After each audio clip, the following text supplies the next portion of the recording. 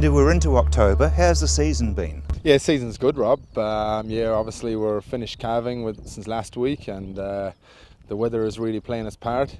As you can see, we got water flowing, and we're heading in the right direction. We're heading to mating, and my favourite time of the year. Grass is very plentiful? Grass is plentiful, yes. We recorded about 70 kilos last week per day, and so we're very slowly coming into a surplus. And we wish to come into a surplus. We want to make a bit of silage, and also we want to ensure that our cows are fully fed.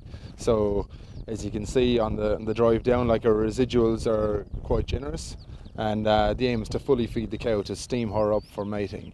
And by leaving a bit of residual behind, we're ensuring the cows are well fed, and any surpluses can be cleaned out later on with a mower and made into silage. The herd's in pretty good order. The cows are in good order, yes. It's up to us to get them in good order. Like, our target's to calve down or a condition score of 5, and at the moment on a body condition score last week we scored them 4.65.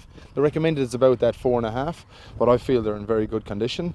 A few different things we're doing there. I suppose we're preferentially feeding in shed, so we're feeding a mixture of palm kernel in the paddock and 3 kilos of barley in shed. So we can set up different preferential feeding groups based on body condition, milk yield, etc. So to arrive now, 2 weeks out from the start of mating, our cows have to be in good condition, and I'm happy that we have achieved that. Yeah. Now, what tricks have you got up your sleeve? Because your conception rate is very good. Our conception has been quite good over the last 10 years. Our empty rates have been good. Look, a couple of things that we're doing, I suppose, heading into mating. The condition, as we spoke, is right. We're also using a few tools along the way to help us get there. I'm quite a fan of prostaglandin, so PG, and we gave our cows their first shot of PG last week. We'll do a couple of different programs range between our heifers and our mixed stage cows. So the heifers are naturally mated, although for my own herd I have used a double PG program in the past. This year with our cows, we'll use a PG program to push forward our weeks 3 into weeks 2 and weeks 2 into week 1. We'll use a couple of different options there. We'll look at off-sync to help us do that also, and we'll look at a cedar program for anything that's calved over 30 days that hasn't had a genuine cycle before the planned start of mating, which is the 23rd of October. Is there any particular PG that you lean towards? We'll just use the PG from the off-sync program, and that more than satisfies our needs. And like I said, yeah, it works very well for the program we're trying to achieve. And our targets here are 80% 6 week in calf and less than 4% empty at 12 weeks of mating. So to achieve those, yeah, you got to get the condition right. You got to also use the tools that are available to you. Now, I suppose we're lucky that we've got ProTrack in shed, and we use preferential feeding, and we also use ProTrack for entering our pre-mating heats. And we have started doing that a month ago. So we're building up a very accurate criteria of when our cows are on heat. So we're looking for those 21-day returns, anything from 19 to 22. So just looking for regularity of heats before mating starts, and then we'll follow it through.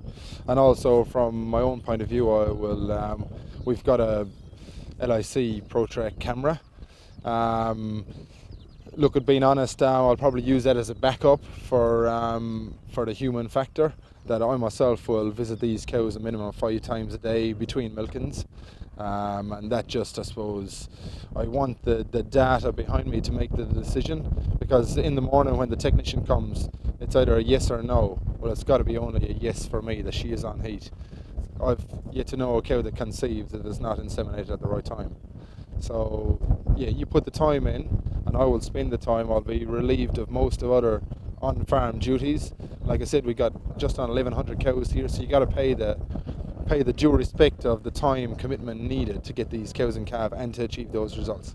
So you're very hands-on. Absolutely, yeah. Like, we've got a good team here. We've got a good consistency of staff as well, and that plays a vital importance. And the cows are familiar with the staff that are on farm.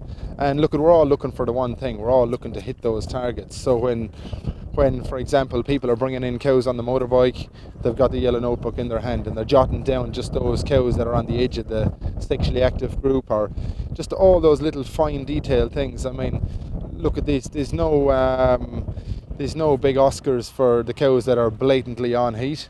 You should be able to draft those, but you just need to be able to spot the ones that are on the fridges, those sags. You need ProTrack really operating to its maximum, so it's making sure it's drafting every cow. If it's not, we would manually draft and use the ProTrack gate as a backup. So therefore we're guaranteeing we're not missing anything, and just making sure they're fully fed, making sure that there's the basics like water in the trough at night.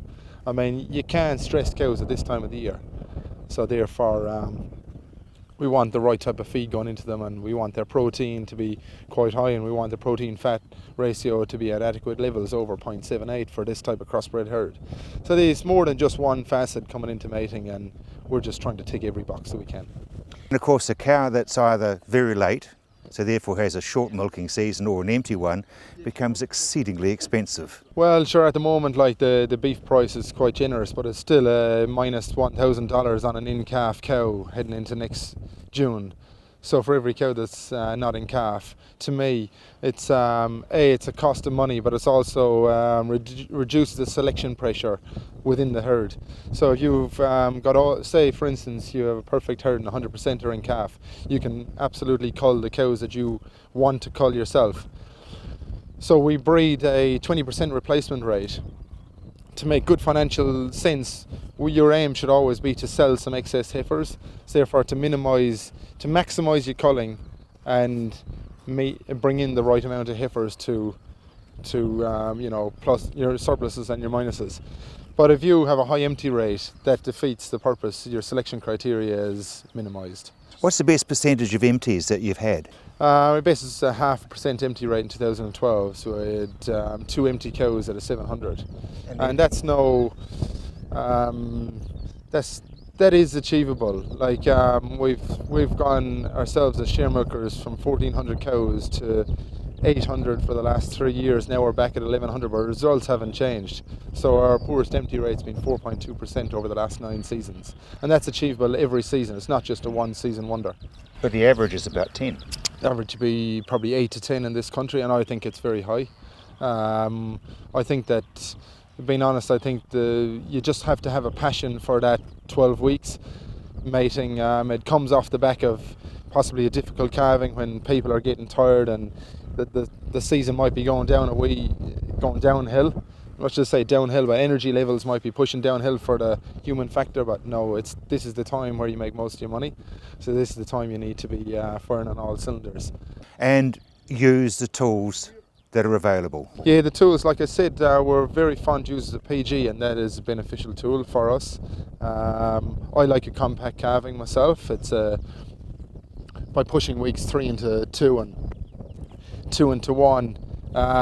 It has many benefits, not only from a human point of view in calving large numbers in a short period of time, but also the calves are born at the same time of the season, so they reach target weights together.